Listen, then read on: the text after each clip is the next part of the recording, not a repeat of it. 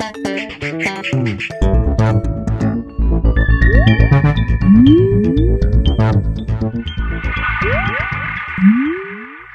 everyone and welcome to the Vortex, where lies and falsehoods are trapped and exposed. I'm Michael Voris. Just exactly what is a vibrant church? While the term is pretty nebulous, it's a favorite go-to for leaders in the church, both lay and clerical these days. The term was tossed around like a softball by over-enthused Catholic commentators and Catholic media outlets when Pope Benedict visited the U.S. back in April of 2008. Big crowds, nearly all the bishops sitting very formally, striking the pose of a unified church. Well, a pose was about all it was. That's all the trip amounted to, because more than 5 years later, what do we see? Further erosion, deterioration, and decay. For all their grandstanding about how vibrant the church is, the truth is something totally the opposite. Raise your hand if you know a Catholic who has left the church in these past 5 years.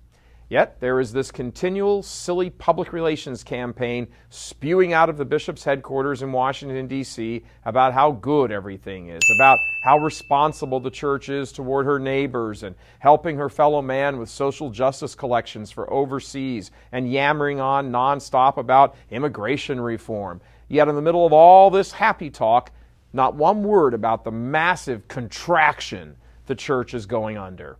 It's akin to Napoleon sending a telegraph from Russia that the weather is warm and balmy, but please send along some long underwear.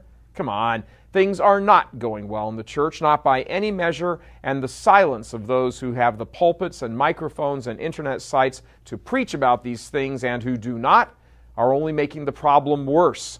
The Catholic establishment is making a conscious choice to leave people in a state of blissful ignorance, with all their happy chatter and focusing on the rare exceptions. People need to know the truth, and they are not getting it. We had a visitor in the studio here recently who spewed out a non-stop torrent of progressivist propaganda about the church. The church hates women, they're a dictatorial set of old men, same-sex marriage is all about love, and so forth.